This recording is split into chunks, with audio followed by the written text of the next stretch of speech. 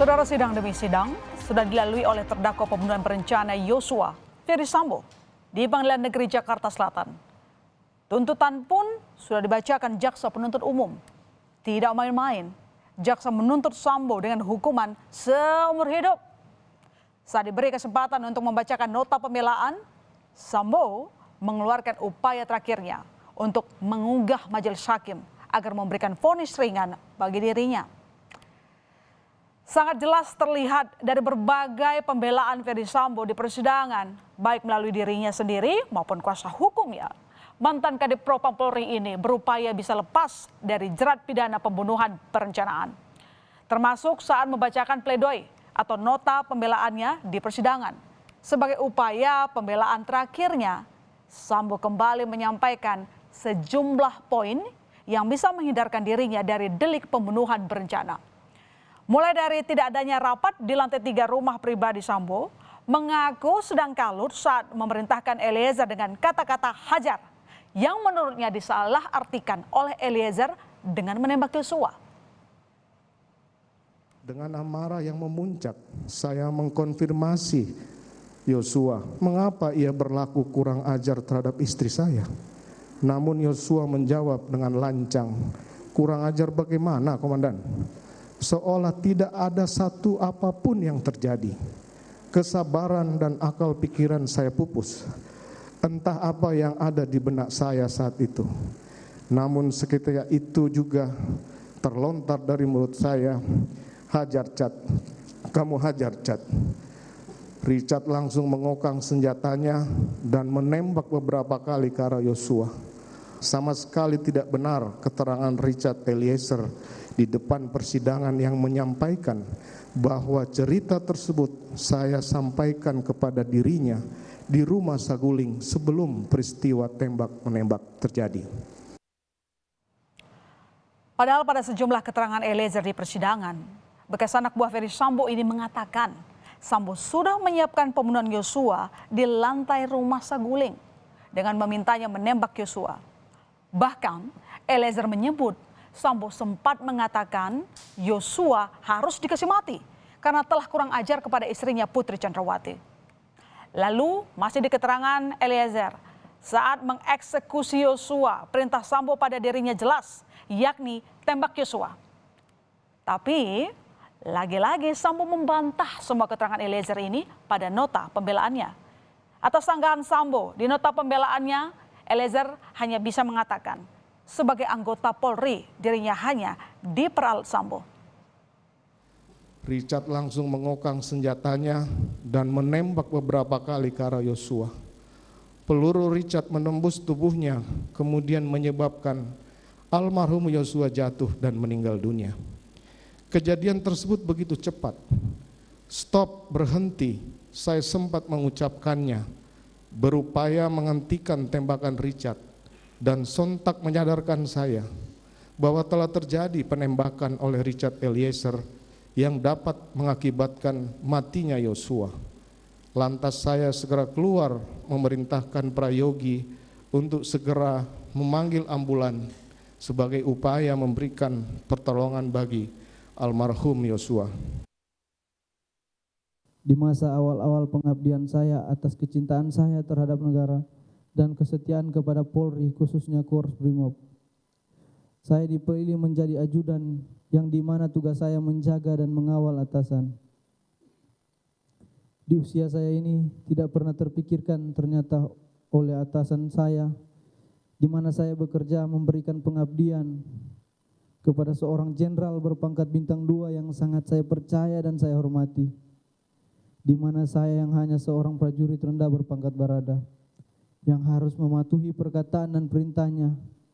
Ternyata saya diperalat. Kembali memojokkan Eliezer, Sambo bersikukuh tidak ada perencanaan pembunuhan. Menurut Sambo, saudara, satu-satunya skenario yang ia buat adalah pasca penembakan. Itu pun ia sebut untuk melindungi Eliezer dengan dalih ada ancaman terhadap diri sendiri dan orang lain. Untuk memperkuat pembelaannya, Sambo mengatakan dirinya masih berusaha menyelamatkan Yosua dengan meminta ajudan lainnya untuk memanggil ambulans. Padahal dalam keterangan Eliezer di persidangan, sang justice collaborator ini mengaku melihat Sambo menembak saat Yosua sudah tersungkur untuk memastikan Yosua sudah tewas. Sebagai seorang anggota polisi yang berpengalaman sebagai penyidik, maka sesaat setelah peristiwa penembakan yang dilakukan oleh Richard Eliezer, dengan cepat saya dapat menggunakan pengetahuan dan pengalaman saya untuk mengatasi keadaan tersebut. Ketika saya melihat senjata yang terselip di pinggang belakang kanan Yosua, maka saya segera mencocokkan situasi yang terjadi dengan cerita yang layak sebagai cara untuk melindungi Richard Eliezer. Imajinasi saya bekerja dan segera saya mengambil senjata HS dari pinggang Yosua, menggenggamnya dan menembakkan ke dinding di atas tangga. Lantas menggenggamkan senjata tersebut ke tangan Yosua dan kemudian menembakkannya ke dinding atas TV di ruang tengah rumah Duren 3. Sehingga cerita tembak-menembak antara Richard Eliezer dengan Yosua dapat tergambarkan di tempat kejadian perkara. Kemudian saudara menembak. Nembak yang mulia. Berapa masih ingat? 3 sampai 4 kali yang mulia. 3 sampai 4 kali. 3 sampai 4 kali. Kemudian setelah korban tumbang, apa yang terjadi? Jadi habis saya tembak tuh yang mulia langsung jatuh. Saya dengar ada suaranya almarhum, memang pas bisa tembak itu dia jatuh ada suaranya yang mulia. Habis itu langsung Pak Sambo maju yang mulia di samping saya. Pak Sambo kan sebelah kiri saya. Langsung maju ke depan yang mulia. Sudah pegang senjata api yang mulia. Langsung nembak ke arah almarhum. Konsistensi Sambo untuk terlepas dari delik pembunuhan berencana dan tuntutan hukuman penjara seumur hidup ditandai dengan narasi pelecehan seksual yang kembali didengungkan dalam pembacaan nota pembelaan. Sambo tetap bersikukuh bahwa peristiwa pelecehan seksual yang menimpa istrinya lah yang menjadi pemicu pembunuhan Yosua. Padahal tidak ada satupun kesaksian maupun fakta di persidangan yang bisa membuktikan itu. Bahkan seorang ahli kriminologi yang memberikan keterangan di persidangan pun mengatakan motif pemerkosaan tidak bisa dibuktikan karena korban, dalam hal ini Putri Chandrawati, tidak melakukan visum et repertum. Penderitaan yang menimpa saya dan keluarga hari ini diawali dari peristiwa yang dialami oleh istri saya, Putri Chandrawati, pada tanggal 7 Juli 2022. Pada tanggal 8 Juli 2022, istri saya yang terkasih Putri Chandrawati tiba dari Magelang dan menyampaikan bahwa dirinya telah diperkosa oleh almarhum Yosua sehari sebelumnya di rumah kami di Magelang. Seumur hidup adalah tuntutan yang diajukan oleh jaksa untuk dikabulkan majelis hakim sebagai vonis bagi Ferry Sambo. Saat itu tidak ada reaksi yang ditunjukkan Sambo. Dalam pembunuhan ini, jaksa menilai Ferry Sambo merupakan dalang atau mastermind dari pembunuhan Yosua. Jaksa menyebut Ferdy Sambo melakukan perencanaan pembunuhan secara matang dan sistematis. Sambo secara sadar menyampaikan niatnya membunuh Yosua kepada Ricky Rizal dan Eliezer di lantai 3 Rumah Saguling. Bahkan Sambo memberikan bekal peluru kepada Eliezer. Jika terdakwa lain seperti Ricky Rizal, Kuat Maruf, Eliezer, bahkan Putri Chandrawati punya alasan yang meringankan, berbeda dengan terdakwa Ferdy Sambo, saudara. Jaksa menilai tak ada unsur meringankan, malah justru adanya unsur yang memberatkan. Apa saja itu? Yang pertama adalah perbuatan Ferdy Sambo yang telah menghilangkan nyawa manusia. Lalu sebagai anggota Polri, perbuatan Sambo telah mencoreng nama institusi Polri dan menyebabkan Polri kehilangan kepercayaan publik. Kemudian perbuatan Sambo sebagai pejabat tinggi Polri juga dinilai tak patut dilakukan sebagai aparat penegak hukum. Hal yang memberatkan lain adalah ulah Sambo ini menimbulkan kegaduhan di tengah masyarakat. Dan mirisnya saudara, Sambo turut menyeret banyak anggota Polri yang menghancurkan karir sejumlah polisi. Dan yang terakhir adalah selama sidang Sambo berbelit-belit dan tidak mengakui perbuatannya.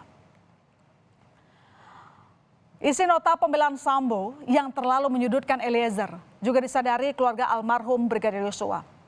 Bahkan Ibunda Yosua menganggap Putri Chandrawati lah yang berbohong, menjadikan motif pelecehan seksual sebagai alasan pembunuhan anaknya.